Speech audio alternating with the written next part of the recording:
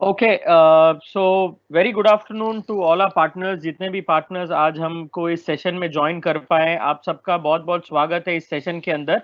Okay, and so basically आज का topic जो है, it is to talk to you about NJ portfolio management services. अपने PMS business के अंदर हमने आपको एज अ पार्टनर क्या सिग्निफिकेंट बेनिफिट्स दिया है, क्या सिग्निफिकेंट एडवांटेज दिया है आपके बिजनेस को और एफिशिएंटली कंडक्ट करने के लिए।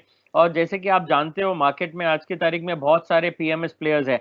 उनके सामने अपना कॉम्पिटिटिव एडवांटेज हम कैसे लेके आए और हम कैसे अपने आप को और एफिशिएंटली मार्केट में पोजीशन कर पाए, इन चीज़ों के ऊपर डिस्कशन करने के लिए हमने आज का सेशन ऑर्गेनाइज किया है। सो मैं हिमांशु और उसके ब्रांच मैनेजर सभी लोगों का बहुत बहुत धन्यवाद करना चाहूँगा आज का सेशन ऑर्गेनाइज करने के लिए। और सारे पार्टनर्स जितने भी जिन्होंने भी आज के सेशन में लॉग इन किया है, आप सबका बहुत बहुत धन्यवाद और इस सेशन में आपका स्वागत है। So to get on to the session for today, so basically I hope आप मेरा स्क्रीन देख पा रहे हो अभी। So I am going to take you through the presentation, and जैसे मैंने ऑलरेडी कहा है थोड़ी देर पहले, आप फिलहाल इस प्रेजेंटेशन में लिसन ओनली मोड पे रहोगे। Okay, I am sure during the course of the presentation आप सबके मन में काफी सारे सवाल आएंगे। सो जो क्वेश्चन एंड आंसर सेक्शन है, क्यूएनए का जो सेक्शन है, उसमें आप जाके आपके क्वेश्चंस को एंटर करिएगा। एंड ये मेरा ब्रीफिंग सेशन जो है 25-30 मिनट्स चलेगा। ये 25-30 मिनट्स का ब्रीफिंग सेशन फिनिश होने के बाद मैं आपके सारे सवाल को ले लूंगा और उनको जवाब देने की कोशिश करूंगा। Alright, so this is the agenda for today. So basically first, जैसे कि आप में से काफी लोग एनजे के साथ पीएमएस बिजनेस में काफी टाइम से जुड़े हुए हो, एंड आप सब एनजे के बैकग्राउंड के बारे में भी जानते हो।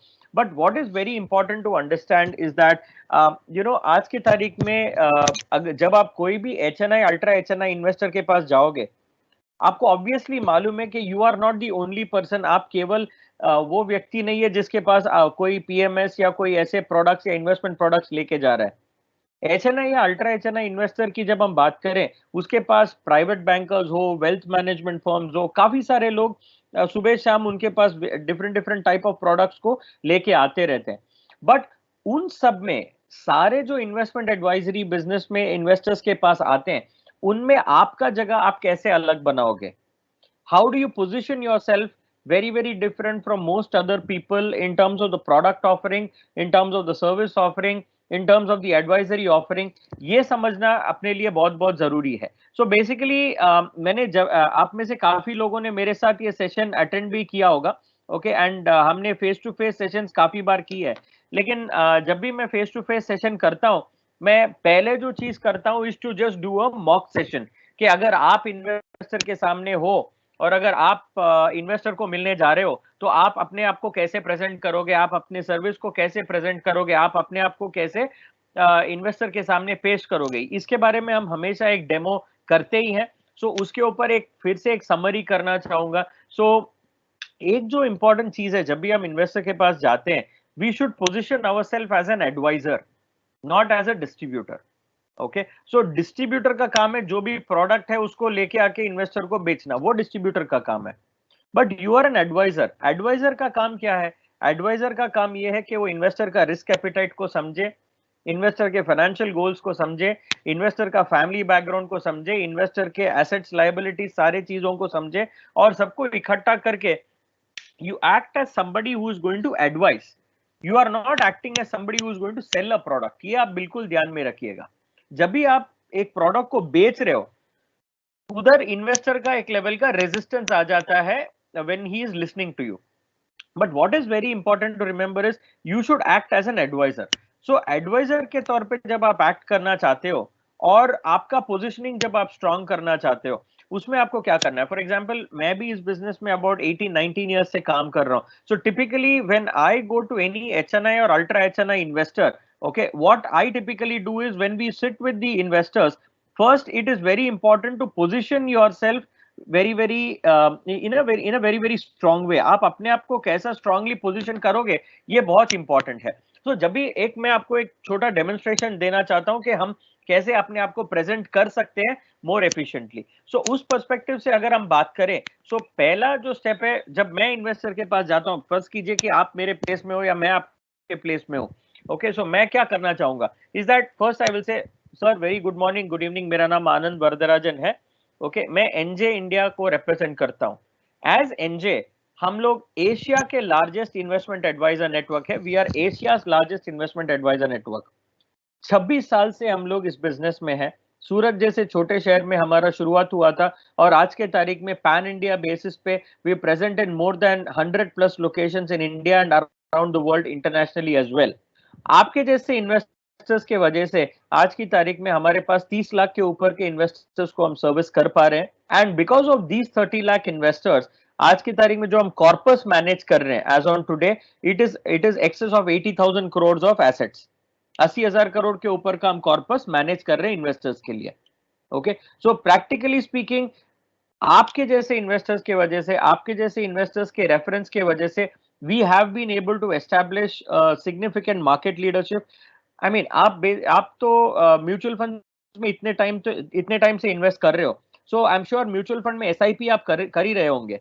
Okay, so mutual fund industry में जो एसआईपी साइज है it is about 8,500 crore every month.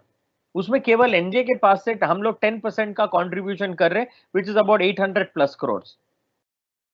As an investor आपके पास बहुत सारे एडवाइजर्स के ऑप्शंस रहेंगे, बहुत सारे बैंक्स या वेल्थ मैनेजमेंट फर्म्स भी आपके पास आ रहे होंगे, but one of the key differentiator जो है we are into the advisory business and हम लोग जो है we are looking at participating in your wealth creation process.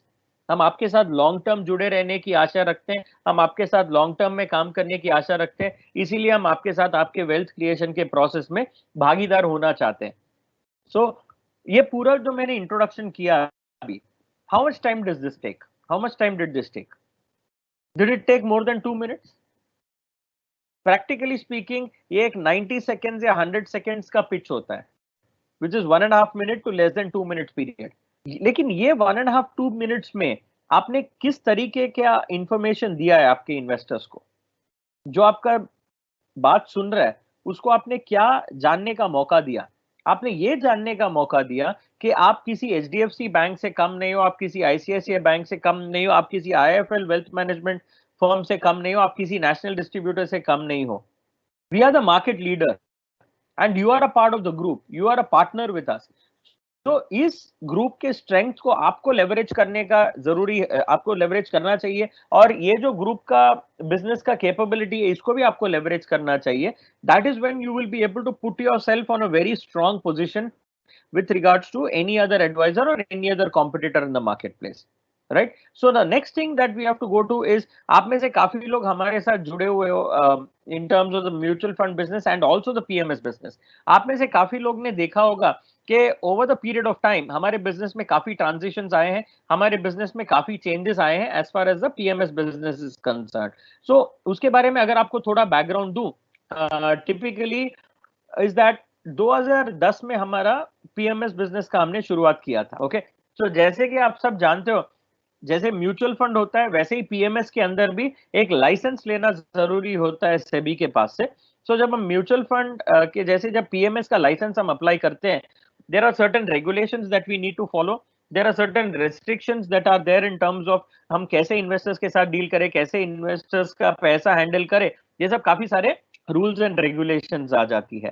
सो आज के तारीख में अगर मैं बात करूं, पैन इंडिया बेसिस पे 350 के ऊपर पीएमएस मैनेजर्स हैं जिनको लाइसेंस मिला है सेबी के पास से। We are one of them. Okay, so 2010 में जब हमको पीएमएस का लाइसेंस मिला, ओके, सो उसके पहले अगर आप देखो हमारा बैकग्राउंड या हमारा एक्सपीरियंस जो था केवल म्यूचुअल फंड्स एडवाइजरी में था। तो वो टाइम में हमने क्या किया, जब हमने पीएमएस बिजनेस लॉन्च किया, सो वो टाइम में हमने म्यूचुअल फंड्स का बास्केट बना के हमने एक पीएमएस लॉन्च किया।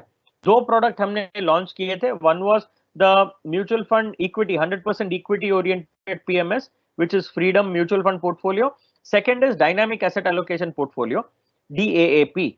So ये दोनों प्रोडक्ट्स हमने 2010 में लॉन्च किया था। इन दो प्रोडक्ट्स को आप एक रिटेल वर्जन में आज की तारीख में आप इस्तेमाल कर भी रहे हो। You are using this in its retail form today in the form of MARS. So MARS में जो E100 पोर्टफोलियो है, that is an exact replica of our freedom mutual fund portfolio. And जो आप मार्च में DAA एग्रेसिव की जो portfolio use करते हो, That is exactly similar to our dynamic asset allocation portfolio mutual fund PMS. So 2010 में हमने इस प्रोडक्ट्स का शुरुआत किया था. उसके बाद 2010 से 2014 के बीच में जहां पे काफी डिमांड आ रहा था स्टॉक ओरिएंटेड पीएमएस के ऊपर भी, तो हमने काफी सारे थर्ड पार्टी पीएमएस बेचे.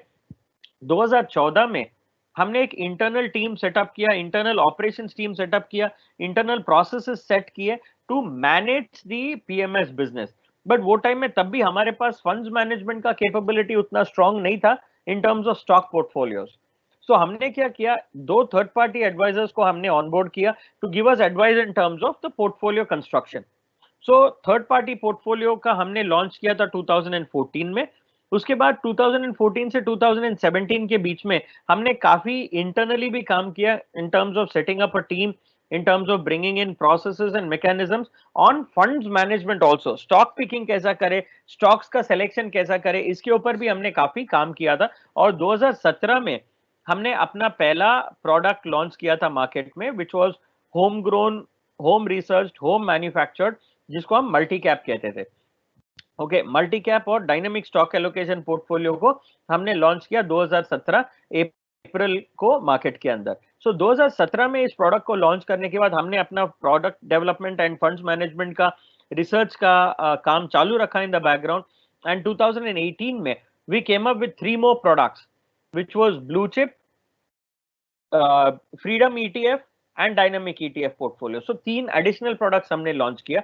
सो 2010 से लेके आज हम जिधर खड़े हैं 2020 में, इस 10 साल का जर्नी को अगर आप देखोगे, we have progressed from being only a mutual fund portfolio manager से निकल के हम आज के तारीख में we are a full fledged service provider. Why do I call myself, why do we call ourselves a full-fledged service provider? हम इसके बारे में towards the next few slides हम इसको समझने की कोशिश करेंगे. Okay, so the next thing is, मैंने आपको इंडस्ट्री के बारे में भी थोड़ा अपडेट दिया था. When you talk about the PMS industry आज के तारीख में, like I said, 350 licensed PMS managers है अपने कंट्री में, इंडिया के अंदर. So इन 350 में there are only 50, केवल 50 ऐसे पीएमएस मैनेजर्स हैं जिसका एयूएम 1000 करोड़ के ऊपर है, right? And we are one of them. Second important factor in terms of total number of investors, हर पीएमएस मैनेजर के अंदर जितने इन्वेस्टर्स हैं उसके बेसिस पे अगर हम रैंकिंग देखें इंडस्ट्री का, we qualify in the top 10 in terms of number of investors जो हम सर्विस कर रहे हैं अपने पीएमएस के अंदर. तीसरा इंपॉर्टेंट चीज जो है, आप सबने मीडिया में और न्यूज में देखा ही होगा, एनजेपीएमएस को top fastest growing PMS industry के अंदर करार किया गया है. So we are one of the fastest growing PMS managers in the country today. Okay, and all of this is possible only due to y'all. आपके वजह से ये हो पाए, क्योंकि हम लोग B2C काम तो करते ही नहीं है, we only work through partners. So you all of y'all have been the key contributors to this and you are the owners of this particular success.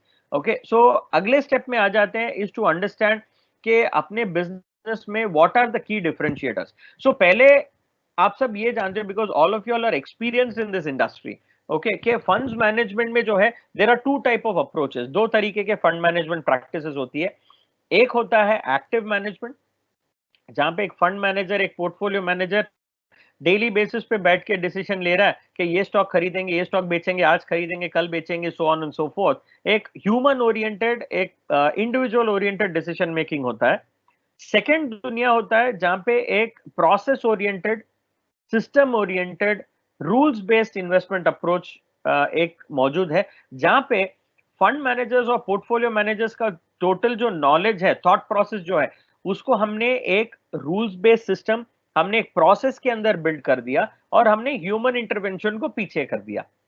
Okay, हमने प्रोसेस को सामने रखे, ह्यूमन को पीछे रखा है. So that is one of the important things we have done as far as our rules based investment process और rules based investment approach is concern, right? So हमने ये ऑब्जर्व किया कि over a period of time active management जो है, it is not really able to really beat the benchmark. That is largely due to the human intervention or active management oriented process. But what is also important to look at is rules based investment process mein what are the merits and what are the processes that are involved in the rules based investment approach. usko agar hum samajhne ki koshish kare तो अपने rules based investment approach में portfolio construction is the main process. Okay, so कोई भी business में दो दो processes होती है, एक होता है फंड्स मैनेजमेंट, एक होता है इन्वेस्टर मैनेजमेंट। इन्वेस्टर मैनेजमेंट का काम तो आप कर रहे हो, so we don't have to intervene into that. So funds management का काम जो है हमने अपने ऊपर लिया है, that is our speciality and we are dealing with that. So funds management के अंदर मेन प्रोसेस जो है, it is called the process of portfolio construction, जो आप फिलहाल मेरे स्क्रीन पे देख रहे हो, राइट। सो पोर्टफोलियो कंस्ट्रक्शन के बारे में अगर बात करें, उसमें बेसिकली दो सब प्रोसेसेस आती है। पोर्टफोलियो कंस्ट्रक्शन के अंदर दो प्रोसेस आता है। पहला प्रोसेस है पोर्टफोलियो कंस्ट्रक्शन के अंदर, it is called as asset allocation. Asset allocation का मतलब क्या है? जब हम कोई पीएमएस जैसे सर्विस को बना रहे हैं, कोई भी प्रोडक्ट हम बनाते हैं, ओके, उसमें हर तरीके के इन्वेस्टर्स आते हैं। एग्रेसिव इन्वेस्टर्स आते हैं, कंजर्वेटिव इन्वेस्टर्स आते हैं, हर different different type of investors आते हैं उसके अंदर। सो हर इन्वेस्टर के लिए सूटेबल हमको प्रोडक्ट बनाना चाहिए। That is what is very important in a particular business. Okay, so उसके अंदर हमने क्या किया, हमने दो टाइप ऑफ products बनाए हैं। The first product is called 100% equity variant, which is equity oriented portfolios. The second set of products are called dynamic asset allocation oriented products. So जो इन्वेस्टर्स इक्विटी का रिस्क समझते हैं, long term investment horizon रखते हैं और market volatility को समझते हैं, ओके, उनके लिए 100% इक्विटी ओरिएंटेड पोर्टफोलियोज है।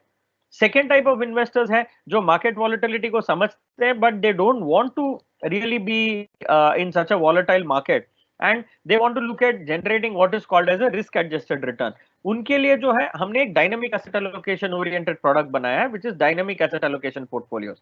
So portfolio construction में first step is to look at 100% equity oriented portfolios. Second is dynamic asset allocation oriented portfolios. So ये होने के बाद second is asset selection. Asset selection का मतलब क्या होता है? एसेट सिलेक्शन के अंदर ये होता है कि इक्विटी अगर है, उसमें हम कौन से म्यूचुअल फंड्स को सेलेक्ट करेंगे, कौन से स्टॉक्स को सेलेक्ट करेंगे, कौन से ईटीएफ्स को सेलेक्ट करेंगे, that is a part of asset selection. And debt के अंदर हम लोग किस में इन्वेस्ट करेंगे, सो अंडरलाइंग हम लोग क्या खरीदने वाले, इक्विटी के अंदर हम लोग क्या खरीदने वाले, डेट के अंदर क्या खरीदने वाले, that is called as the asset selection process.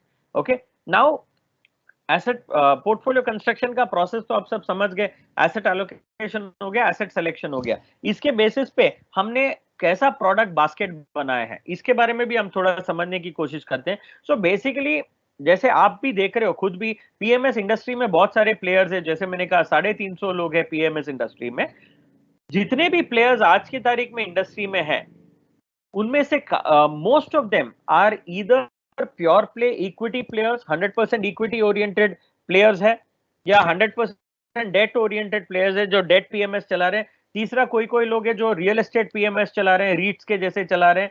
Okay, so these are the type of people. But NJ में हमने इंडस्ट्री में पहली बार ऐसा एक हमने प्रोडक्ट ऑफरिंग हम लेके आए हैं आपके लिए, आपके इन्वेस्टर के लिए, जो एक सर्विस है। It is not a product, it is a service. So NJ PMS, PMS का फुल फॉर्म क्या है? Portfolio management services. So portfolio management services के अंदर हमने तीन अलग अलग प्रोडक्ट्स आपको ऑफर किए हैं। व्हाट आर दे?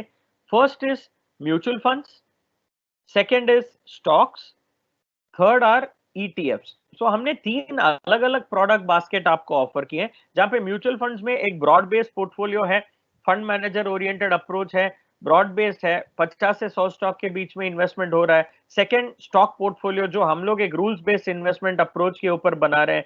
तीसरा है ईटीएफ्स। स्टॉक्स में टिपिकली कॉन्सेंट्रेटेड पोर्टफोलियो होता है 15 से 20 स्टॉक का। कुछ कुछ पीएमएस मैनेजर्स तो 7-8 स्टॉक्स वाला भी बनाते हैं, but that's quite risky. We are focusing on a 15 to 20 stock portfolio. तीसरा जो है ईटीएफ्स। ईटीएफ्स में क्या होता है? It replicates a particular index. Stock selection का काम नहीं होता है, रूल्स का कोई काम नहीं होता है, you are replicating a particular index. तो हम इन तीनों किस्म के प्रोडक्ट्स को आपको ऑफर कर रहे हैं, so that you can offer it to your investors. और ये तीनों जो प्रोडक्ट्स हैं, इसको हमने दो वेराइटी में बनाया है। वन इज 100% इक्विटी, जो ये तीन प्रोडक्ट्स आप देख रहे हो, फ्रीडम, ब्लू चिप और फ्रीडम ईटीएफ, ये तीनों प्रोडक्ट्स 100% इक्विटी ओरिएंटेड प्रोडक्ट्स है। सेकेंड है dynamic asset allocation oriented portfolios, जहां पे dynamic asset allocation portfolio is mutual fund PMS, dynamic stock allocation portfolio is stock PMS, dynamic ETF allocation portfolio is ETF PMS. So तीन अलग अलग products है, उसमें दो वेराइटी हमने बनाया है, एक 100% equity and second dynamic asset allocation. So 3x2 total basket है, 6 प्रोडक्ट्स का बास्केट हमने बना के आपके लिए दिया हुआ है इस सर्विस के अंदर। सो बेसिकली जैसे मैंने स्टार्टिंग में कहा, म्यूचुअल फंड्स का जो पीएमएस है, it is an exact replica of E100 और डीए एग्रेसिव। सो ये तो आप मार्च में आप काफी बार सुन चुके हो and all of you all are already aware of it. So उसके ऊपर मैं आज इस सेशन में बहुत टाइम जाहिर नहीं करना चाहूंगा। Second, as far as ETFs are concerned, it is a basket of 3 different ETFs, which is Nifty Mid Cap and Nifty 50, Nifty Next 50 and Nifty Mid Cap। इन तीनों ETFs का हम बास्केट बना के एक एसेट एलोकेशन वे में हम लोग offer कर रहे हैं इन्वेस्टर्स को डायनेमिक वे में। सो ये दो बेसिक प्रोडक्ट्स है विच doesn't need a really lot of understanding, but ये ऑफर करना जरूरी है। बट ये टेक्निकली इसको समझने में बहुत दिक्कत नहीं आती है, it's pretty easy to understand. So आज के वेबिनार पे मैं इसके ऊपर फोकस नहीं कर रहा हूँ। सो आज के वेबिनार में we are going to focus on two of our products which is stock oriented portfolio, जिसमें काफी सवाल भी आती है इन्वेस्टर के पास जब आप जाते हो। तो आज के सेशन में हम ये दो सब्जेक्ट्स के ऊपर हम फोकस करने वाले। तो स्टॉक्स पोर्टफोलियो में पहला अपना portfolio is blue chip and second is dynamic stock allocation portfolio. Okay, so जैसे आप देख रहे हो, अपना एक जो पहले प्रोडक्ट था मल्टी कैप, उसके बारे में हम आज बात नहीं कर रहे हैं because that is something which we are not offering. हम अपने इन्वेस्टर्स को आज की तारीख में वो प्रोडक्ट ऑफर नहीं कर रहे हैं, that is why I am not talking about it. But I am going to use this opportunity के 2-3 मिनट उसके बारे में भी आपको थोड़ा अपडेट दे दूं। अपना जो मल्टी कैप पोर्टफोलियो है, okay, that is a product which we had launched in April 2017। April 2017 में हमने लॉन्च किया था। उसका पैरामीटर क्या था, उसका मेथोडोलॉजी क्या था सिलेक्शन का, इज दैट अल्फा 50 इंडेक्स को हम आइडेंटिफाई कर रहे थे। उसमें से जो टॉप 25 अल्फा जनरेटिंग स्टॉक्स थे, उसको हमने अपने पोर्टफोलियो में लिया और हमने बाई कर दिया अपने पोर्टफोलियो के अंदर। राइट, ये मेथोडोलॉजी था अपना मल्टी कैप पोर्टफोलियो का। उसका रीबैलेंस मैकेनिज्म ईयरली वंस था। राइट, बट हमने देखा कि over a period of time, चूंकि ये अल्फा ओरिएंटेड पोर्टफोलियो था, so the volatility in the portfolio was very high and fortunately for us, अपने लिए जो अच्छा हुआ is that जनवरी 2018 में finance minister late Shri Arun Jaitley ji ने पार्लियामेंट में लॉन्ग टर्म कैपिटल गेन का प्रस्ताव रखा था, वेयर मार्च 1 अप्रैल से वो इंप्लीमेंट होने वाला था। सो तो 1 अप्रैल से जो इंप्लीमेंट हुआ लॉन्ग टर्म कैपिटल गेन का, हमने इस मल्टी कैप पोर्टफोलियो को एनुअल रीबैलेंस से उठा के हमने उसको क्वार्टरली रीबैलेंस बना दिया, because the difference between long term and short term capital gain tax जो था वो बहुत लंबा नहीं था, it was just a difference of 5%। But when we evaluated the portfolio in terms of risk के 1 ईयर रीबैलेंस के सामने अगर हम 6 मंथ रीबैलेंस करें, then how is the risk panning out, उसके बेसिस पे हमने देखा कि वॉलेटिलिटी और रिस्क पोर्टफोलियो में काफी कम हो गया। उसके बाद 2019 में हमने एक और फैक्टर ऐड किया उसके अंदर, द फैक्टर ऑफ वॉलेटिलिटी, कि जो भी कंपनीज बहुत ज्यादा वॉलेटाइल होंगी हम उनको पोर्टफोलियो में नहीं सेलेक्ट करेंगे। सो उसके बेसिस में अगर आप 2017 से अभी हम जिधर 2020 में बैठे हैं, अगर आप ये 2.5 इयर्स के पोर्टफोलियो के परफॉर्मेंस और फंड्स मैनेजमेंट मैकेनिज्म में आप डिफरेंस देखो, there have been a huge difference. 2017 में अप्रैल 2017 से जनवरी 2018 के पीरियड में जहां पे मार्केट ने 20-21% रिटर्न दे रहा था, उधर अपना पोर्टफोलियो जो था, it was giving us a return of about 40-41% CAGR। Okay, so at that time when the markets were doing well, we were significantly outperforming the market. But 2018 and begin of 2019, एक 1.5 year period में जहां पे हम bear run देख रहे थे market में, उधर हमने एक चीज ऑब्जर्व किया कि अपना पोर्टफोलियो जो था, क्योंकि मार्केट ऑलरेडी टूट रहा था due to various factors like mutual fund recategorisation, FI outflow, ये सब के फैक्टर्स के ऊपर ऑलरेडी मार्केट अंडर परफॉर्म कर रही थी। वो टाइम में हमारा पोर्टफोलियो और ज्यादा अंडर परफॉर्म कर रहा था for a period of 1.5 year period. But 2019 जुलाई अगस्त के बाद अगर आप देखो, इस पोर्टफोलियो में सिग्निफिकेंट रिकवरी आना चालू हुआ है। And as we speak right now, last 1.5 year के पीरियड में अगर देखूं, अपना पोर्टफोलियो ने बेंचमार्क को 6 to 7% से आउट परफॉर्मेंस किया। ये आप आपके पोर्टफोलियो के परफॉर्मेंस रिपोर्ट में आप देख भी सकते हो, जिधर जिधर आपने मल्टी कैप पोर्टफोलियो ऑफर किया आपके इन्वेस्टर्स को। सो बेसिकली मल्टी कैप जो है, it is a portfolio which is going to be high risk high return oriented investment strategy, but वो भी एक प्रोडक्ट होना जरूरी है इन्वेस्टर के बास्केट में, बट फिलहाल we are not offering that because of high volatility in the market, and probably sometime in the future we will start offering it again. But right now what we are focusing on is blue chip and the dynamic stock allocation portfolio. तो आज के presentation में the next topic that I want to cover is our blue chip portfolio.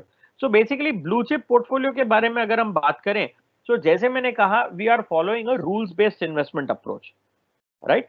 तो rules based investment approach के अंदर हमने blue chip portfolio में क्या किया है, we are looking at the top 300 companies by market cap. तो इंडिया में जो टॉप 300 कंपनीज है उसमें कौन से कंपनीज आते हैं, पहला 100 is large cap, next 150 is mid cap, and third 50 companies is small cap. So 100 large cap company आ गई, 150 मिड कैप कंपनीज आ गई, and third 50 small cap companies को भी हमने कंसिडरेशन में ले लिया. सो हम टॉप 300 कंपनीज को कंसिडर कर रहे हैं, और इन टॉप 300 कंपनीज को हमने दो भाग में डिवाइड किया. One is financial companies, second is non financial companies. Obviously 300 company में तो इन्वेस्ट नहीं कर सकते हैं, उनको हमको फिल्टर आउट करना पड़ेगा. सो फिल्टर आउट करने के लिए हमने तीन फिल्ट्रेशन पैरामीटर्स यूज किया. फाइनेंशियल कंपनीज के अंदर हमने देखा revenue growth, second filter is ROE, third अगर लेंडिंग ओरिएंटेड कंपनीज है जैसे बैंक्स और एनबीएफसीज हो गया, उधर हम उनका लोन बुक ग्रोथ इवैल्यूएट कर रहे हैं. फोर्थ फिल्टर जो है we are looking at free cash flows और positive cash flows. So financial companies अगर हो, ये तीन लेवल के फिल्ट्रेशन पैरामीटर्स पे हम कंपनीज को फिल्टर कर रहे हैं. और अगर नॉन फाइनेंशियल कंपनीज हो तो उधर भी हम लोग फर्स्ट लेवल में रेवेन्यू ग्रोथ देख रहे हैं, सेकंड फिल्टर में ROCE which is return on capital employed देख रहे हैं, third filter is free cash flows और positive cash flows. So top 300 companies से इन तीन तीन लेवल के फिल्ट्रेशन पैरामीटर्स पे हम देख रहे हैं कि कंपनीज को 10 ईयर ट्रैक रिकॉर्ड पे खरे उतरना है. So we are looking at companies which are qualifying on these fundamental parameters continuously for a 10 year period. So अगर मैं कहूं कि मेरे को 15% रेवेन्यू ग्रोथ वाला कंपनी चाहिए, तो जो भी कंपनीज ने 15% या उसके ऊपर का रेवेन्यू ग्रोथ दिया continuously for a 10 year period, उन कंपनीज को हम अपने पोर्टफोलियो में शॉर्टलिस्ट करेंगे या फिल्टर करेंगे. सो 10 इयर्स के ट्रैक रिकॉर्ड पे इन फिल्ट्रेशन पे 300 कंपनी से निकल के 40 से 50 कंपनी उभर के आती है which are shortlisted on the basis of this filtration mechanism. Obviously PMS जैसे स्ट्रक्चर के अंदर 40 से 50 कंपनी भी बहुत होती है, so we chose to bring it down to a basket of 15 to 20 companies. So 15 से 20 कंपनी का बास्केट बनाने के लिए हमने इन 40 से 50 कंपनी जो अपने पास यूनिवर्स निकल के आया आफ्टर द फिल्ट्रेशन, उसको हमने रैंकिंग किया. हमने इन फिल्ट्रेशन पैरामीटर्स के ऊपर हमने उसको रैंकिंग किया, और हमने टॉप 15 to 20 कंपनीज जो रैंकिंग पे क्वालिफाई हो रही है, उनमें टॉप 15 to 20 कंपनीज को हमने अपने पोर्टफोलियो में लिया. सो अभी ये स्टेप तो खत्म हो गया, 300 से हम 15 से 20 कंपनी में निकल के आ गए, and we now have the top 15 to 20 companies which are a part of our model portfolio. अब अगला स्टेप ये है कि इन 15 से 20 कंपनी में कौन से कंपनी में हम कितना पैसा डालेंगे. सो इन 15 to 20 कंपनीज जो है, we are allocating capital in a model portfolio oriented approach. Typically model portfolio weightage के हिसाब से हम लोग ऑफर करते हैं, कैपिटल डालते हैं उसके अंदर. सो मॉडल पोर्टफोलियो के अंदर जो है 6 to 8% टाइप का हम लोग एलोकेशन कर रहे हैं to each stock, so that the risk जो है बैलेंस्ड रहे. ओके लेकिन during the course of the year अगर किसी स्टॉक में अगर होल्डिंग वैल्यू 10.5% के ऊपर चले जाए, तो हम उसको ट्रिम करके 7.5% पे लेके आ जाएंगे. So during construction of model portfolio अगर किसी इन्वेस्टर ने हमको 1 करोड़ रुपए दिया, हमने हर स्टॉक में 6 से 8 लाख रुपए के बीच में डाल दिया. ड्यूरिंग द ईयर अगर किसी स्टॉक के अंदर वो 6 से 8 लाख रुपए जो हमने डाला वो 10.25 लाख या 10.5 लाख के ऊपर अगर चला जाए, तो हम उसको ट्रिम करके 7.5 लाख पे लेके आ जाएंगे या 7.5% पे लेके आ जाएंगे. ये बेसिकली एक रिस्क मिटिगेशन पर्सपेक्टिव से हम ये कर रहे हैं. उसके बाद लास्ट स्टेप आता है कि हम इस पोर्टफोलियो को कितना फ्रीक्वेंटली रिव्यू या रीबैलेंस करेंगे. पोर्टफोलियो का रिव्यू या रीबैलेंस के बारे में अगर बात करें, तो पोर्टफोलियो का रीबैलेंस जो है हम लोग साल में एक बार ही कर रहे हैं. Why are we doing it only once a year? Obviously हम लोग पहले तो टॉप 300 कंपनीज को ही देख रहे हैं. टॉप 300 कंपनीज से 10 इयर्स के फिल्ट्रेशन के ऊपर, उसके बाद रैंकिंग मेथोडोलॉजी को इस्तेमाल करके हम लोग केवल 15 से 20 कंपनी जो चुन के लेके आ रहे हैं. उसके बाद अगर हम उसको मिनिमम 1 ईयर टाइम नहीं देंगे परफॉर्म करने के लिए, तो इतना पूरा प्रोसेस करके उसका फायदा क्या हुआ, right? So buying and selling, trading करने में कोई पैसा नहीं बनाता इंडस्ट्री में. Staying invested in good quality companies is what is going to create wealth for investors. So that is why we are focusing on a yearly rebalance mechanism for our investors. Having said that, अभी आप सबके मन में ये भी सवाल आ रहा होगा कि 10 साल, 20 साल, 15 साल काम करने के बाद भी कोई कोई कंपनी सडनली ओवरनाइट खराब हो जाएगी. Okay, so are we going to sit on those companies for a long term? The answer is no. अगर किसी कंपनी में during the year corporate governance या कॉर्पोरेट फ्रॉड जैसे कोई इश्यू के वजह से अगर हमको कुछ प्रॉब्लम होते हुए नजर आई किसी कंपनी के अंदर, then we will make sure that we come out of those companies even before a 1 year period. So वो हमने एक कंट्रोल रखा है, एक रूल रखा है, where we can take a call to rebalance और remove the company less than 1 year period also in case of such happenings. Alright, so ये अपना कंस्ट्रक्शन है अपने ब्लू चिप पोर्टफोलियो का, which is 100% equity. Okay, so अभी अपने blue chip portfolio के performance के बारे में अगर थोड़ा बात करें. Okay, so I don't want to waste too much time on performance because performance is something which is not in our control. ये अपने कंट्रोल में नहीं है, process अपने कंट्रोल में है. Returns are a function of the market, so that is something which is not completely in our control. But still, to tell you how this portfolio is done over a long term, उसके बारे में अगर हम बात करें तो पहले मैं रिटर्न्स जो आपको दो तरीके से बता रहा हूँ. फर्स्ट जो मेथोडोलॉजी आपको दिखा रहा हूँ, that is what we call as a back tested rolling returns. Second is actual returns. So basically ये प्रोडक्ट को लॉन्च किए हुए अभी 2 साल ही पूरा हुआ है. सो 2 इयर्स के बेसिस पे आप किसी प्रोडक्ट के ऊपर जजमेंट नहीं कर सकते हो. इसीलिए हमने क्या किया, थोड़ा आपको बैक टेस्टेड रिटर्न्स भी हमने बताया कि बैक टेस्टेड पीरियड में पोर्टफोलियो ने कैसा परफॉर्म किया. तो अगर हम देखें blue chip portfolio in comparison to Nifty 500 जो अपना बेंचमार्क है. ओके, कोई भी investor, number of observation with negative returns, इसका मतलब क्या है, कोई इन्वेस्टर अगर 5 इयर्स हमारे पोर्टफोलियो में इन्वेस्ट किए, ओके, तो at the end of 5 years the possibility of seeing negative returns, तो 5 साल इन्वेस्ट करने के बाद probability of having a loss in the portfolio is 0. Where excuse me, in the market Nifty 500 में अगर हम देखें तो 5 साल इन्वेस्ट करके रखने के बाद भी the possibility of negative returns is still 2 times. Okay, so while I'm saying the possibility of seeing negative returns is 0 over a 5-year period, it does not mean कि अगर आप इन्वेस्ट कर रहे हो तो पूरे 5 साल के पीरियड में आप कभी नेगेटिव रिटर्न नहीं देखोगे. ये मैं नहीं बता रहा हूं आपको. ओके, सो अगर कोई इन्वेस्टर ने 2018 में इन्वेस्ट किया होता when our blue chip portfolio was launched, obviously अभी आप थोड़ा नेगेटिव रिटर्न देख ही रहे होंगे आपके पोर्टफोलियो में, जो शायद बाय नाउ रिकवर हो भी गया होगा. So in a less than 1 year period you can see negative returns. In a less than 3 year period आप नेगेटिव रिटर्न देख सकते हो depending upon the market volatility. But over a 5 year period आप portfolio में negative returns नहीं देख पाओगे. That is what we seen as far as our back tested performance is concern. Second is average return की अगर हम बात करें, एवरेज रिटर्न जो है इट इज अबाउट 18% CAGR, जहां पे मार्केट में 11% बना है. एंड अपसाइड के बारे में तो मैं बात नहीं करना चाहूंगा. अपसाइड में जितना बुल रन होगा उतना रिटर्न आपको मिलने ही वाला है. So what I am focusing on is over a 5-year period our portfolio has not delivered a negative return. This is a first and foremost important factor to check the quality of a portfolio. Second important factor जो है, average return is about 18% CAGR where the market is delivered 11%. Now let's look at the real time track record. असली में ये portfolio ने क्या किया है. तो चूंकि ये केवल 2 साल ही हुआ इस पोर्टफोलियो के अंदर, मार्केट में इस 2 साल के पीरियड में जहां पे मार्केट ने 11% का नेगेटिव रिटर्न दिया है, उस टाइम में अपने पोर्टफोलियो ने केवल 2.5% नेगेटिव रिटर्न दिया है. लास्ट 1 ईयर पीरियड की अगर बात करूं, जहां पे मार्केट में 26-27% नेगेटिव रिटर्न आया है, अपने पोर्टफोलियो में केवल 13% नेगेटिव आया है. सो दैट शोज कि अपना पोर्टफोलियो में quality is very very high. Yes, I agree कि 12% आपको नेगेटिव रिटर्न नजर आ रहा होगा, बट मार्केट अगर 26-27% नेगेटिव रिटर्न दे रहा है तो ऑब्वियसली आपके पोर्टफोलियो में नेगेटिव रिटर्न आना एकदम रीजनेबल है. It is not, there is nothing different और there is nothing wrong with it. But to look at a 13% negative return in front of a 27% negative return in the market, that is where अपने portfolio ने एक significant out performance दिया है market के ऊपर. Right, so this is our blue chip portfolio and it's performance. Next हम आ जाते हैं अपने डायनामिक स्टॉक एलोकेशन पोर्टफोलियो के ऊपर. So dynamic stock allocation portfolio जैसे आप जानते हो, it work similar to MARS. where it works on a dynamic asset allocation model. So पहले तो हम ये समझ लेते हैं कि अपना डायनामिक एसेट एलोकेशन मॉडल कैसे काम करता है. सो बेसिकली जैसे आप देखते हो मार्केट जैसे जैसे ऊपर जाता है, अपने पोर्टफोलियो में हम लोग इक्विटी में प्रॉफिट बुक करके डेट में चले जाते हैं, क्योंकि जैसे जैसे ऊपर जाएगा मार्केट उतना रिस्की होते जाएगा.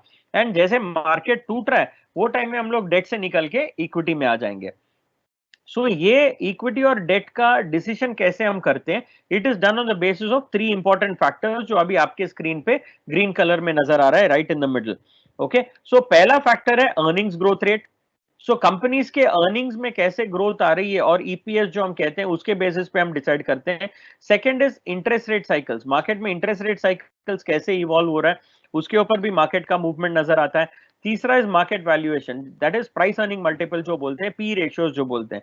ओके, सो इन 3 फैक्टर्स के बेसिस पे हमने एक मॉडल बनाया एनजे के अंदर जो हमको बताता है कि हर महीने में कितना पैसा इक्विटी में होना चाहिए और कितना पैसा डेट में होना चाहिए. राइट, सो ये जो है we are dividing it into equity and debt depending upon this model. And अपने डायनेमिक स्टॉक एलोकेशन पोर्टफोलियो की अगर बात करें, इक्विटी का पोर्शन जो है, इक्विटी का भाग जो है हम लोग अपने ब्लू चिप पोर्टफोलियो को एलोकेट कर देते हैं. डेट पोर्शन जो है हम लोग आर्बिट्राज म्यूचुअल फंड्स में एलोकेट करते हैं, like we are doing in the case of MARS also. Okay, so equity portion goes to the blue chip portfolio, debt portion is going towards the arbitrage mutual funds. अभी अगला step आता है कि कितना हम equity में जाएंगे, कितना हम डेट में जाएंगे. So this works on the basis of the model. But अगर मार्केट बहुत अट्रैक्टिव नजर आए तो हम लोग 100% इक्विटी भी जा सकते हैं, और अगर मार्केट अनफेवरेबल नजर आए तो हम लोग 100% डेट में भी जा सकते हैं, मतलब 100% आर्बिट्राज फंड में भी हम लेके जा सकते हैं इसको. Right, so this is where we saying that the equity to debt mixture can be 0 to 100 from a in a free flowing manner. And next important step आ जाता है कि किस सेगमेंट में हम कितना एलोकेशन करेंगे. सो उस हिसाब से अगर हम बात करें तो स्टॉक्स का पोर्टफोलियो जो है, स्टॉक्स का रीबैलेंस अगर हम बात करें, जैसे आप देखते हो कि अपना ब्लू चिप पोर्टफोलियो में भी हमने ईयरली रीबैलेंस का मैकेनिज्म फॉलो किया है, तो इसके अंदर भी अपना जो इक्विटी पोर्शन है उसको हम ईयरली रीबैलेंस करेंगे. और जो अपना इक्विटी और डेट का और जो अपना अंडरलाइंग एसेट एलोकेशन जो है, सो इसमें बेसिकली जैसे ब्लू चिप में हमको सिर्फ स्टॉक रीबैलेंस नजर आया, लेकिन डायनेमिक में 2 तरीके के रीबैलेंसेस आती है. एक है स्टॉक का rebalance, second is asset allocation का रीबैलेंस. राइट, सो स्टॉक का रीबैलेंस जो है हम लोग साल में एक बार करते हैं विद दोज एक्सेप्शंस जो मैंने आपको बताया ब्लू चिप में. सेकेंड एसेट एलोकेशन का रीबैलेंस जो है मार्च में हम जैसे करते हैं 2 बार साल में, April and October. So 2 times a year is what we doing the asset allocation rebalance also. So having said that, asset allocation rebalance जो हम 2 साल जो साल में 2 बार हम कर रहे हैं, ओके अभी मैं आपको एक रीसेंट एग्जांपल देता हूं. There are exceptions to that. Okay, as a process we follow a half yearly rebalance, but we also have exceptions to that process. And one of the exceptions जो हमने अभी बहुत रिसेंटली देखा है कि जनवरी 2020 में अगर कोई investor dynamic asset allocation portfolios में होते तो उनका 55% पैसा इक्विटी में होता एंड 45% पैसा डेट में होता. राइट, एंड उसका टिपिकली रीबैलेंस जो होता है वो अप्रैल में होता. राइट, बट हमने देखा कि within few trading cycles market due to the corona virus and multiple global liquidity crisis and all of that, within few months and few periods the market started going down. तो हमने क्या किया, February में भी increase था equity exposure from 55 to 65. उसके बाद मार्च में हमने 65 to 75 किया. उसके बाद हम 80-85% तक आज पहुंच चुके हैं. So during the falling cycle of the market हमने फॉलिंग मार्केट का फायदा लेते हुए हमने इक्विटी को अंडर वैल्यूएशन में परचेस किया. So while we have a 6 monthly rebalance mechanism, अगर मार्केट में कुछ अनहोनी इवेंट जो हम अभी लास्ट 3-4 महीने में हम देख चुके हैं, वो ऐसा माहौल अगर हमको नजर आए तो हम लोग पोर्टफोलियो में इंटरिम रीबैलेंस भी कर सकते हैं. Right, so this is a little about the dynamic stock allocation portfolio. So now to talk about the performance of the dynamic stock allocation portfolio, जैसे हमने 100% इक्विटी में भी देखा, back tested return and actual returns की हम बात कर रहे हैं. अगेन बैक टेस्टेड रिटर्न्स में अगर हम देखें over a 5-year period portfolio negative return नहीं देता है, जहां पे मार्केट में नेगेटिव रिटर्न आता है. एवरेज रोलिंग रिटर्न 5 years का डायनेमिक स्टॉक एलोकेशन पोर्टफोलियो का इज अबाउट 18.22%, जहां पे मार्केट ने 11.6% डिलीवर किया है. सो अगर हम देखें, एक और इंपॉर्टेंट चीज जो देखने लायक है और समझने लायक है इसके अंदर, ये जो 18.22% हम देख रहे हैं, this is with an average equity exposure of only 55%. Why do I say that? ये हम लोग 2005 से 2020 के बीच में जितने भी हमने पोर्टफोलियोज कंस्ट्रक्ट किए बैक टेस्टिंग बेसिस पे, उधर मार्केट अगर अट्रैक्टिव रहा तो हम लोग 100% इक्विटी में भी रह पाए हैं. मार्केट अगर बहुत रिस्की लगा तो हम लोग 0% इक्विटी में भी रहे. तो उस हिसाब से अगर हम इवेल्युएट करें तो एवरेज अगर मैं लूं, कब ये पूरे पीरियड में कितना पैसा हम इक्विटी में रहे और कितना पैसा हम डेट में रहे हैं, इसका हम एवरेज अगर निकालें तो it is only 55% equity and 45% debt. So 55% average equity होने के बावजूद अपने पोर्टफोलियो ने 18.2% सीएजीआर रिटर्न डिलीवर किया है, जहां पे मार्केट ने केवल 11.6% डिलीवर किया है. बट इसका एक्चुअल परफॉर्मेंस के बारे में अगर हम बात करें, लास्ट 1 ईयर में जहां पे मार्केट ने 26.62 या 27% का नेगेटिव रिटर्न दिया, अपने पोर्टफोलियो ने केवल 4% का नेगेटिव रिटर्न दिया है. बट लास्ट 1 मंथ की अगर हम बात करें, जहां पे मार्केट ने 24% नेगेटिव रिटर्न दिया, अपने पोर्टफोलियो ने 7.9% रिटर्न नेगेटिव दिया, क्योंकि हमने इक्विटी एलोकेशन बढ़ाया है. अब जैसे जैसे मार्केट रिकवर होगा, अपना पोर्टफोलियो भी एकदम तेजी से रिकवर होने का संभावना है और आपको एकदम उसका ट्रेड्स नजर आने लगेगा. Right? So these are the things that I wanted to typically focus on as far as this session is concerned. And so जैसे मैंने कहा कि I will be taking all the questions which are coming to the table. I hope आप में से काफी लोगों ने questions enter किए होंगे, और जिन लोगों ने questions enter अभी तक नहीं किया है, so please उनको आप आपके सवाल enter करिएगा, and I'm going to be quickly taking them. So again, when you type your questions, आप जब क्वेश्चन एंड आंसर सेक्शन में जाओगे, उधर 2 लाइन आएगा. एक में आपको आपका नाम एंटर करना है, सेकंड में आपका क्वेश्चन एंटर करना है. So please enter your name and your question so that I can address it properly. Right? So पहले अपना सवाल है प्रशांत जी का. What is the last date for switching of PMS from Motilal to एनजेपीएमएस?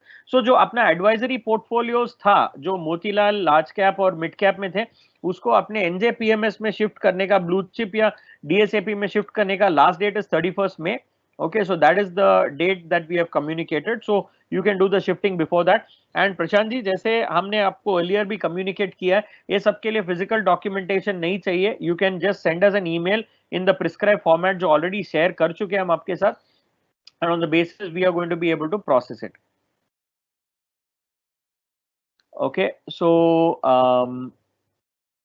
can you give us the PMS returns before COVID pandemic and after COVID pandemic? So ये राकेश जी का सवाल है. So Rakesh ji, जो मैंने आपको different periods दिखाया, 1 month, 3 months, 6 months, so that gives you a clear indication of pre-COVID and post-COVID. So this presentation is available on the partner desk. So partner desk में point to point returns का आप slide निकाल के देखिए तो आपको नजर आ जाएगा. And if you still have a problem finding that, आप जो भी ब्रांच से एसोसिएटेड हो, आपके ब्रांच मैनेजर से आप इंटरेक्ट करिए. They will ensure that this data is provided to you. Okay, so multi cap का हमने ऑलरेडी डिस्कशन कर लिया है.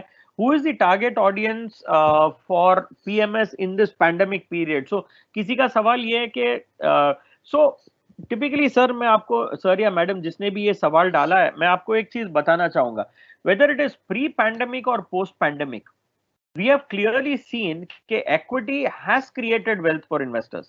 Last 35-40 years का आप स्टॉक मार्केट का डेटा निकाल के देखिए, equity has created wealth. Pandemic is a period जो एक शॉर्ट टर्म है, जहां पे मार्केट में वॉलेटिलिटी ज्यादा है, और हम देख रहे हैं कि there is a lot of volatility where the market are going up and down. But अगर आप स्पेसिफिकली पैंडेमिक पीरियड की बात कर रहे हो, where markets are today available at very attractive valuation, lot of people want to take exposure to stock portfolios. So these are the people whom you should probably target. But even otherwise, you should look at HNI and ultra HNI clients who are sitting on large corpuses. And ये जो अपना PMS का basket है, mutual funds, stocks and ETFs, ये तीनों का जो हमने basket बनाया है, this is a very very fantastic offering. Please make sure you go and talk to your clients about this. Why most PMS managers do not offer mid cap PMS strategy? ये किसी का सवाल है. I think it's not true. For example, Motilal Oswal है जो mid cap कर भी रहे हैं, and there are a lot of people who are doing mid cap oriented strategies. but typically most people like to work on a multi-cap oriented strategy or a broad market or all cap oriented strategy, which gives them much more leverage for stock selection. I think that would be practically the reason. Next question is DSAP available for NRIs? Okay, so I think this brings me to another important point. NJPMS का जो offering है, okay, it is available for NRIs also, but only the blue chip portfolio. So अपना जो blue chip portfolio है, it is available for NRIs, including NRIs from US and Canada. Okay, so US और Canada के NRI जो है उसमें अगर आप देखो आज की तारीख में म्यूचुअल फंड स्कीम्स में भी काफी रेस्ट्रिक्टेड ऑफरिंग्स है, but our blue chip portfolio is something that we can offer to investors from US and Canada as well. But unfortunately, right now we are not offering the dynamic stock allocation portfolio to NRIs. We are working on it, and very soon we should be ready with a solution. But as at the moment, it's not available to NRIs. Next thing is, sir, in the present scenario, what do you suggest for investors as there is very limited chance of investing fresh fund? So is this advised to move them from existing portfolio into PMS? If yes, portfolio is mostly down by 10-15%. Is it still advisable? ये किसी का सवाल है, okay? So इस सवाल को मैं दो तरीके से आंसर करना चाहूंगा. Point number one, we are in a lockdown kind of situation. पूरा पीएमएस इंडस्ट्री का अगर मैं बात करूं, लास्ट 2 मंथ्स में पूरे इंडस्ट्री में एयूएम का ग्रोथ नहीं हुआ है. Nobody has been able to garner fresh AUM because अपने सारे जो कॉम्पिटिटर्स है they are using a physical mode of activating PMS accounts.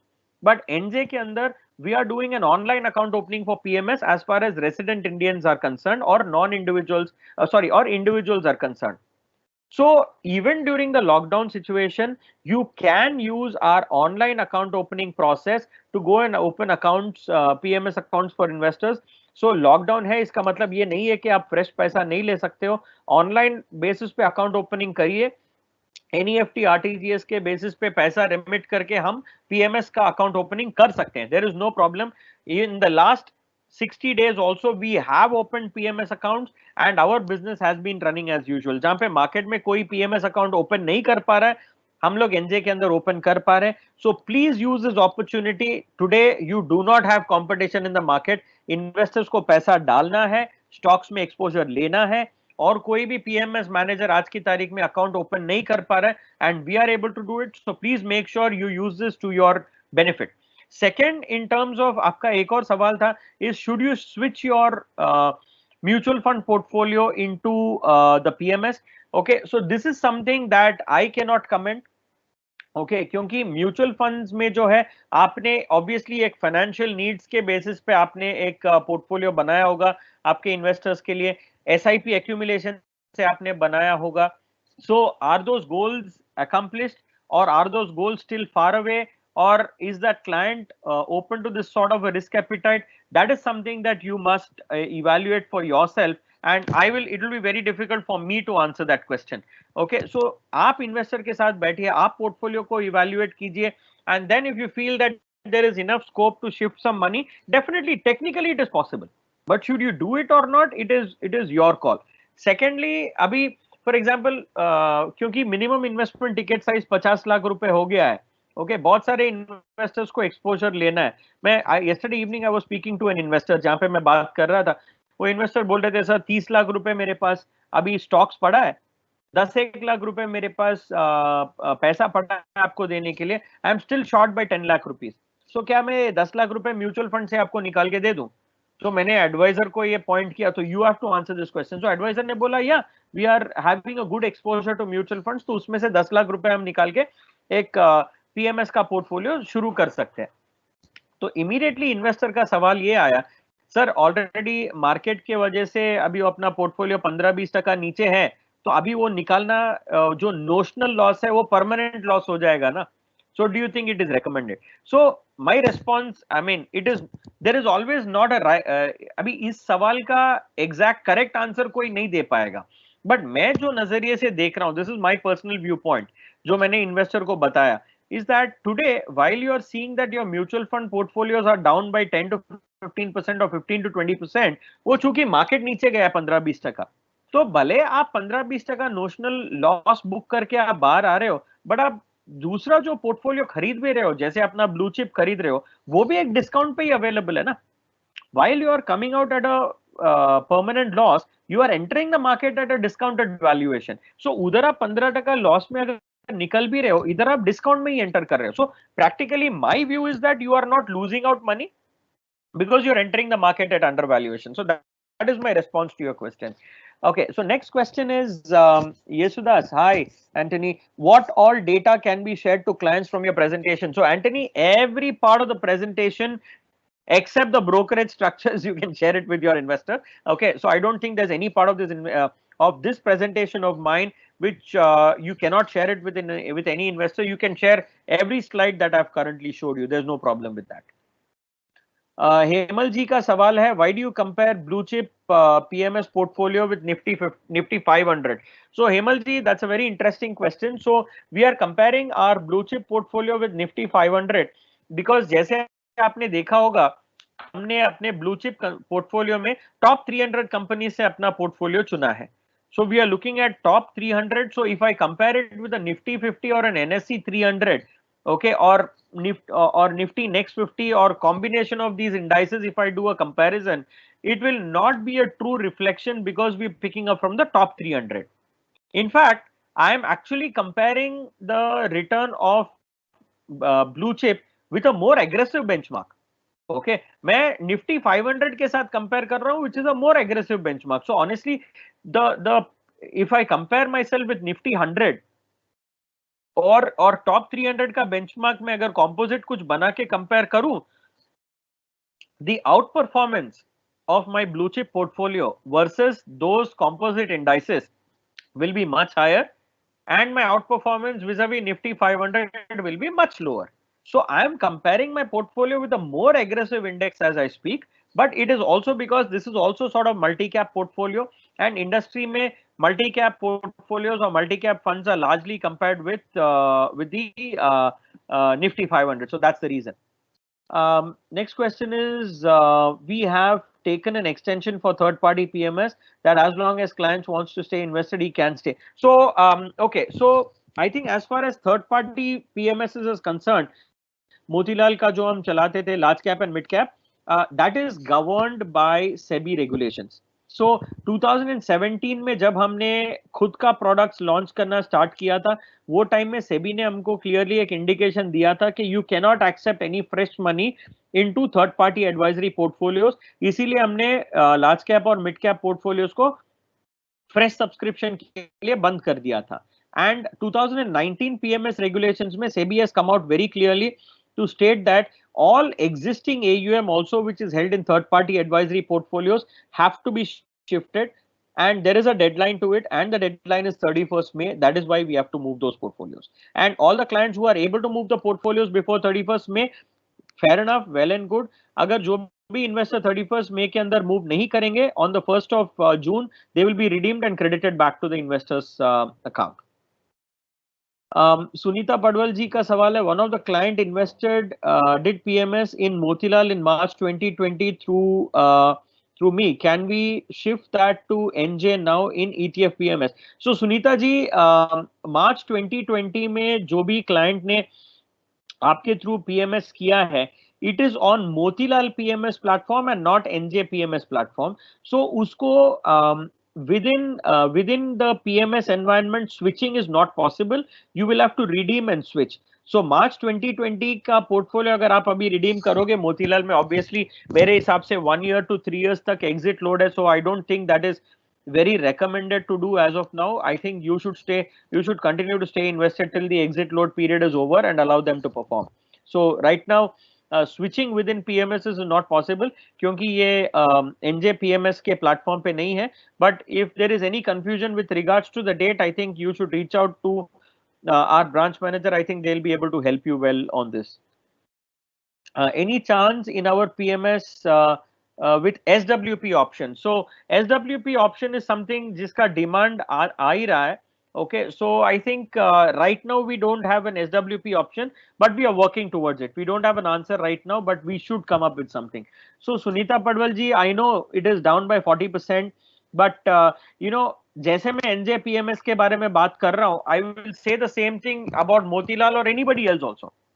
PMS अगर आप कर रहे हो, you are looking at it over a 3 or 5 year perspective. So March 2020 में अगर आपने पैसा डाला है and if you are worried about it in May, okay, we are practically in May, 2 महीना भी आपने मोतीलाल को टाइम नहीं दिया है, मार्केट 25%, 26% गिरा है, उनका 40% गिरा है, okay, because that's an aggressive portfolio probably. I don't know if you've invested in IOP or NTDOP, कौन से strategy में आपने पैसे डलाया है, but I think it's unfair to really say that a portfolio manager is doing bad within 2 months.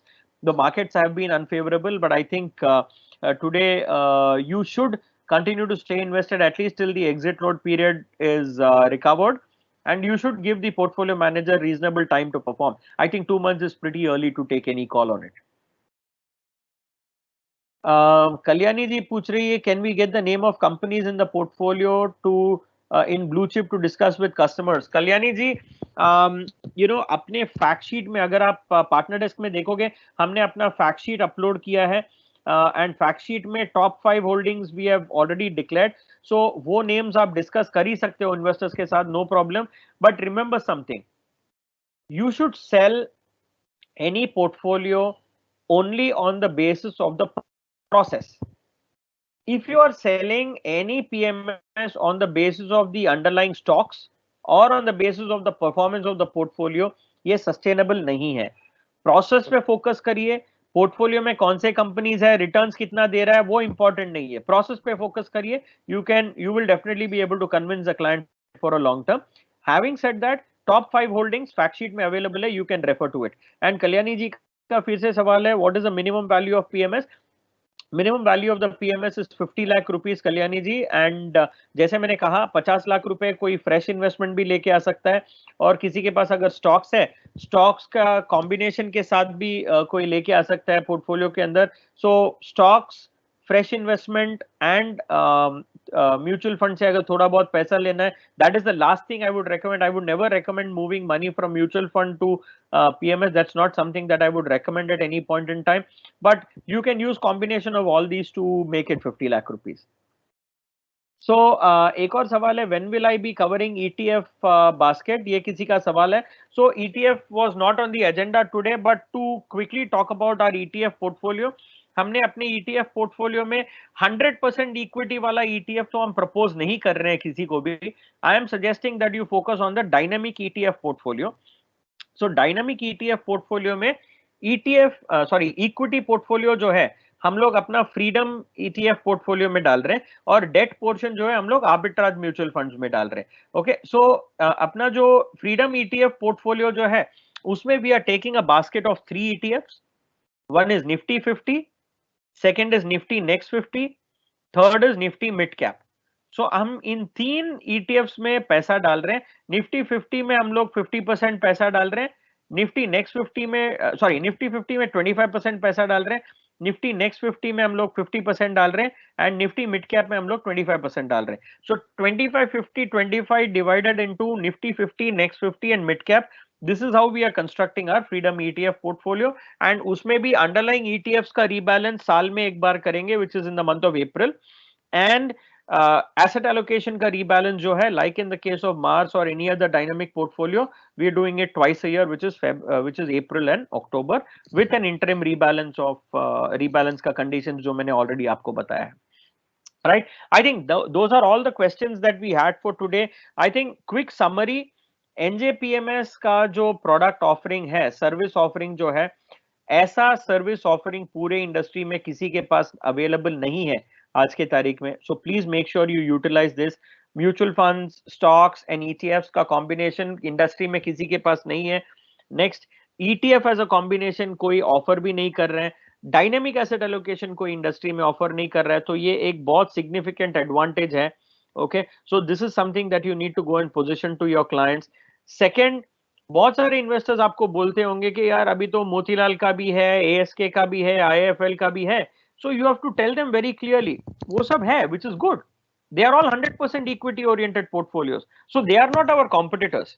Okay, आप equity चाहिए तो आप उनमें इन्वेस्ट करिए, आपको एक डायनामिक पोर्टफोलियो चाहिए, एक मोर कॉम्प्रिहेंसिव पोर्टफोलियो चाहिए, then you should come to NJPMS। So you can not compare NJ PMS with any other PMS manufacturer in the country. We have no competition as far as our product offering is concerned, right? So let's be very clear about this. Third important aspect is even during lockdown, हम लोग PMS account open कर रहे हैं. Online account opening process is available for PMS account opening as well. So please use this opportunity जहाँ पे market में अपने competitors कोई भी investor के पास जा नहीं पा रहे, account opening नहीं कर पा रहे, आपके पास ये सुनहरा मौका है और इस मौके का आपको फायदा उठाना है.